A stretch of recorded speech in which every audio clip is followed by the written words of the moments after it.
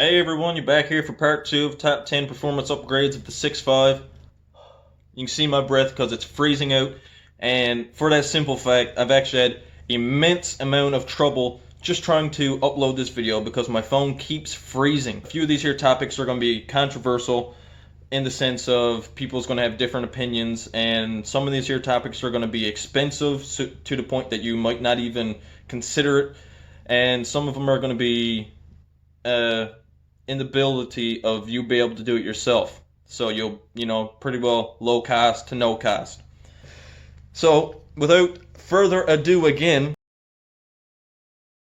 the very first upgrade that we're going to look at is going to be the classic diesel design 220C injection pump.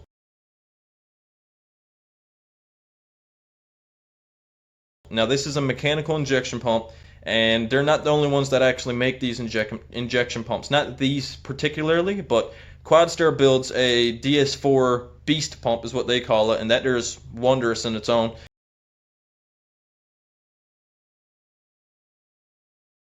It'll give you guaranteed more power. Same thing with the classic diesel design one. Now, as of where the Beast pump is tunable, the DB2 injection pump by Classic Diesel Design actually has a manual controller in the sense of you can turn down the fuel and you can turn up the fuel while you're driving without having to take the injection pump side plate off to turn up or turn down the fuel screw, and that is wondrous. So number one performance upgrade is the bigger injection pump. Alright, so number two upgrade that I should have mentioned in the first video, but I actually didn't because it's completely slipped my mind, is a cold air intake. And, a real cold air intake is just somewhere where there's cold air. And if your intake is under the bonnet, yes, you will be sucking in some hot air, but there's places where there's cold air that can be pulled in, or just spots where there's, not so much hot air as others.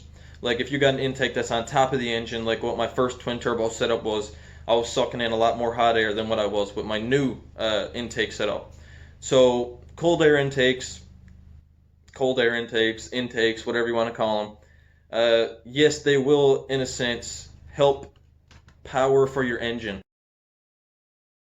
The next performance upgrade is something that you don't really hear a lot of when it comes to 6.5s, is because they can't reach enough power to the point that you got to do this upgrade to get more out of it. But this upgrade that I'm talking of is porting. So now you can port your cylinder heads, you can port your exhaust manifolds, your intake manifold, and even your turbos. You can port them, and that pretty well just relieves any obstructions that's in the way and helps the air flow better. Now sometimes with casted metal, you'll have this real rough, grainy kind of side on the metal, and if you can just smooth that there out with like a die grinder or a Dremel tool, you will actually increase the airflow because it's just so much more free flowing, less restriction, and it will let more air in. And speaking of that there, say if you have a naturally aspirated engine, something that don't have a supercharger or a turbo, by porting the cylinder head, you will actually get more horsepower out of the engine for the simple fact that ambulance going down the road, for the simple fact that it allows the air to flow better and more air to flow as well.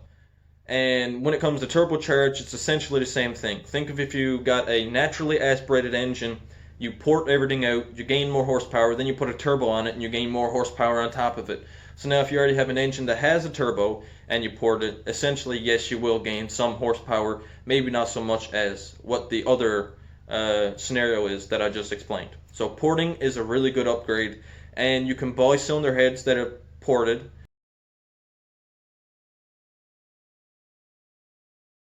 and you can also do it yourself. So this is a really nice cheap upgrade, and if you're doing head gaskets on your vehicle, then it's a perfect opportunity to do it. So a tried and true way of gaining horsepower when you're talking about performance upgrades, this isn't really an upgrade, it's more or less like you're getting rid of stuff. And what I'm talking about is weight reduction. I think the actual ratio is something like, if for every 13 pounds you lose, you gain 1 horsepower. So thinking about it, a vehicle that's made of steel something that's really old, there's a lot of stuff you can relieve on it to actually gain horsepower. Even so far as if you have a full straight pipe, if you have a just hood stacks, that there's like the lowest weight or lowest amount of weight you'll ever get from an exhaust is like hood stacks, especially speaking about a turbo vehicle at least. A lot of these here upgrades are going to be revolved around that as well, not just increasing the horsepower, because technically if you increase the horsepower, you don't always get just a better track time because of different variables. So speaking of that there, after you reach a certain horsepower, after you reach a certain amount of torque and all that, you'll actually start losing traction. And traction is what keeps the power to the ground. Tires are a big thing, not only just how wide they can be, but also how tall.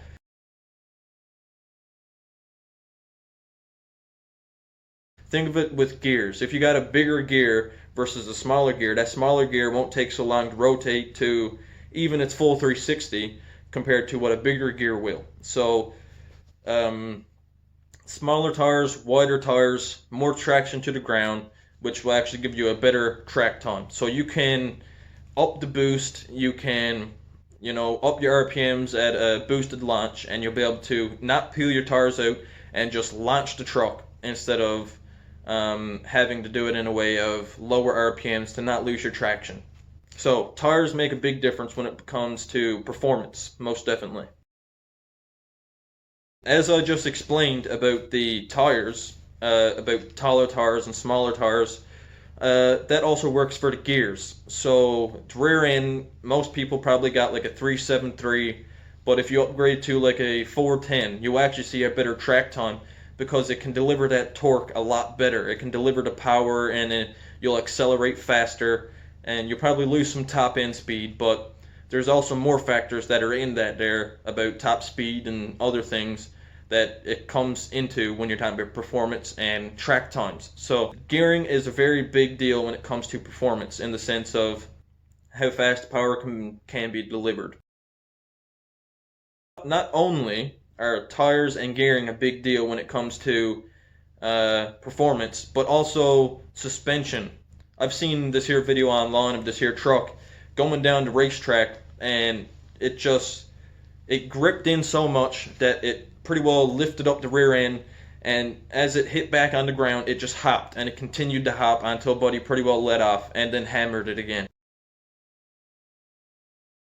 So with a better suspension, you'll be able to keep the tires to the ground, keep the power to the ground a lot better, and you can launch harder. So suspension is a big deal when it comes to performance upgrades.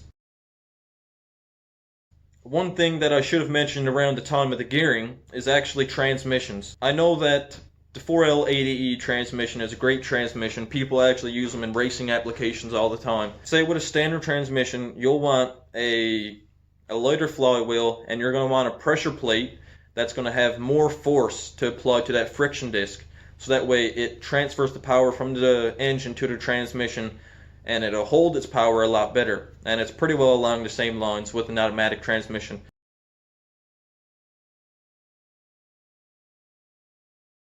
You'll have probably a lighter flex plate, even though they're fairly light as it is, and you'll get a different stall torque converter, and there's probably other variables in there that I'm missing that will help you get more performance out of your 6.5 or any other vehicle for that matter.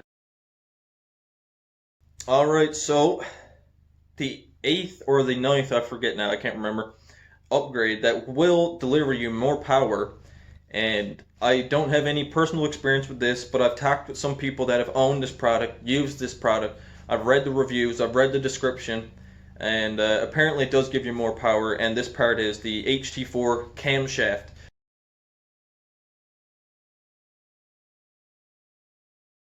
And as far as I know, like I said, from everything that I've read, from people that I've talked to, it's give them better power, better fuel efficiency, like economy, and apparently it's even increased the boost of the engine. So I'm just going off their word. Apparently the HT4 camshaft is a great upgrade when it comes to getting more performance out of your 6.5.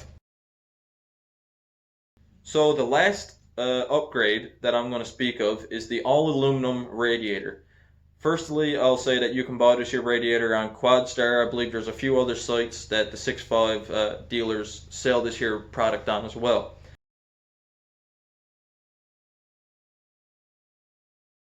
And more or less what it does is it's an upgraded version of the stock radiator. It keeps the engine cooler, and if your engine was hot, it's not going to be really producing power the same as it was if it was cool. So there's a modification on this radiator that actually recirculates, or it stops the hot coolant from bypassing right back into the engine. It forces all that hot coolant to go right through the radiator and come back out on the outlet to be nice and cold. So without that there, your engine's just going to be sucking back in hot coolant and it's not going to cool off at all. And that there's a big problem really, and it can cause a lot of issues with the 6.5. Not just performance, but also reliability and durability. So the all aluminum radiator is a great performance upgrade. So now I got all the top 10 performance upgrades talked about. The next one that's coming out, you can expect it a week after today, same as the last video. It's going to be all about the top 10 bulletproofing upgrades, and that there's a must when it comes to owning a 6.5 diesel. These are just as well to say older engines, abused engines, highly misunderstood engines, and it's a hand-in-hand thing. Firstly, what I done with my engine, I bulletproofed it before I started really adding on performance parts, and I didn't do 100% bulletproof. I done say about 70%, and then I done about a crap ton of performance parts. Then I ruined the head gaskets, and now I'm right back to square one doing more bulletproofing. So I hope y'all liked it. I hope someone learned some stuff from this here. If you learned something from the video, give it a like. If you didn't learn something from the video, also give it a like. If you got any questions, leave a comment down below. Don't forget to subscribe to my channel so that way you'll be able to see the next video that comes out and every other video that I'll be posting therefore after that. Anyways everyone, thank you for watching this video, and I hope your 6.5 treats you good.